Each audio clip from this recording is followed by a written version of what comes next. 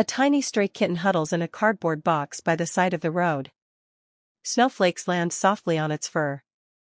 It shivers, watching people pass by, hoping someone will notice.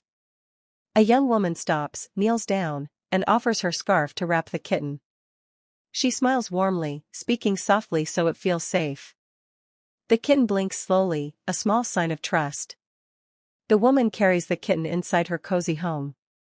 She places a bowl of warm milk and a soft blanket by the fireplace. The kitten drinks eagerly, then curls up, finally at peace. Weeks later, the once shy kitten now plays happily around the woman's feet. In the corner sits the old cardboard box, a reminder of where kindness began. It was 10:45 p.m., and the offices of Everlight Innovations were empty, save for the faint hum of servers in the tech lab and the steady sweep of a mop across polished marble floors. Lena Vasquez, CEO, had stayed behind again. She often did. The woman was notorious for long hours, precision in everything she touched, and an untouchable aura that kept even her senior executives wary. But tonight, her normally controlled composure was off. She sat at her glass desk, staring at a velvet-covered box no bigger than a jewelry case. It wasn't jewelry. Inside was the shattered remains of a vintage mechanical watch, one of the earliest prototypes her father had designed before Everlight even existed. It had been destroyed years ago in a lab fire. She'd found it just that morning in a forgotten storage drawer, brittle with age and heat damage. She had turned it over in her hands for hours, remembering her father's words. Everything can be rebuilt, if you're willing to understand how it works first. But Lena had tried everything. No specialist she contacted could repair it. The parts were obsolete, the inner gears warped, the mainspring twisted beyond recognition. In her mind, the watch was a ghost. That's when she heard the voice. "Long night, huh?" She looked up. The janitor, Mateo Cruz, was standing in the doorway, mop in hand. Tall, with dark hair tied back at the nape and the kind of quiet eyes that looked at things without rushing past them, Mateo had been working here for about 6 months. He rarely spoke unless spoken to, another reason Lena's brows arched in surprise. "Something like that," she said coolly. His gaze flicked to the box. "What's that?" "A dead thing," she replied without thinking. He chuckled softly.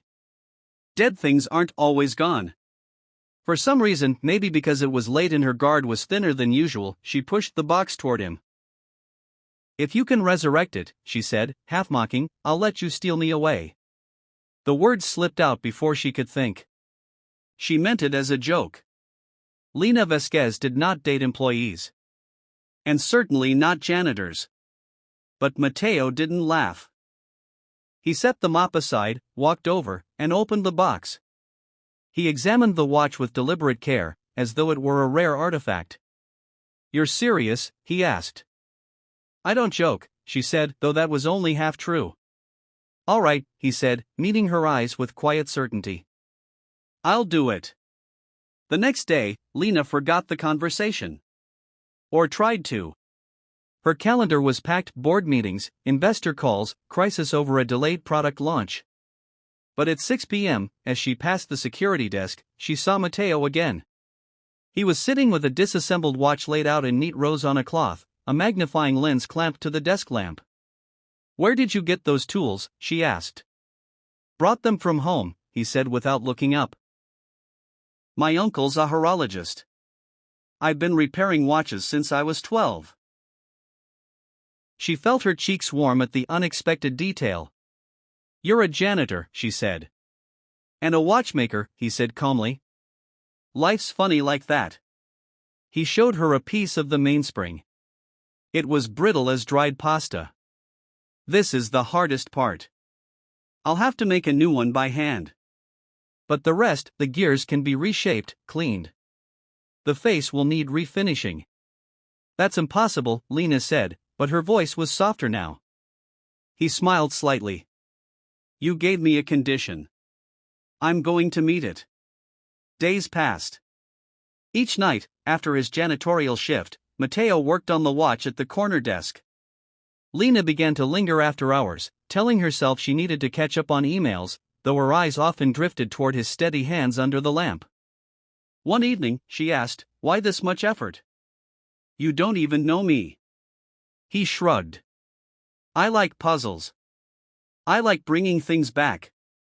And maybe I like proving people wrong." She found herself telling him about her father.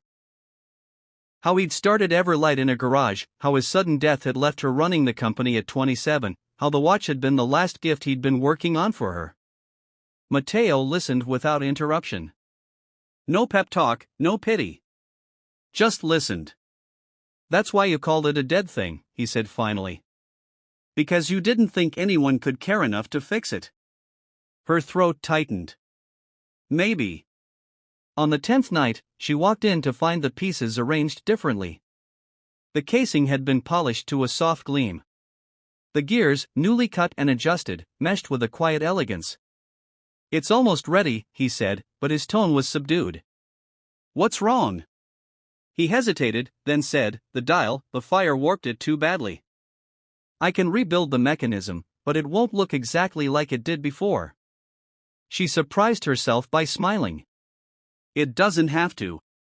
My father always said progress meant things wouldn't look the same, but they'd still carry the same heart." That night, she stayed while he worked. The silence between them wasn't awkward.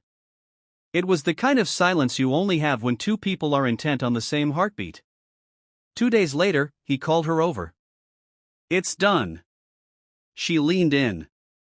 The watch lay complete, silver casing smooth, new dial etched with subtle markings, hands ticking in perfect sync. She reached out, fingers trembling slightly, and felt the pulse of its movement. She hadn't realized how much she'd needed that sound until it filled the space between them. "You did it," she whispered. He met her eyes. "Does that mean I get to steal you away?" She remembered her words, the impulsive challenge she'd tossed out like a joke. Now it didn't feel like a joke at all. "Where would you take me?" she asked. "Somewhere time moves slower," he said simply. "You've been living in boardrooms and deadlines too long." They left the building together that Friday night.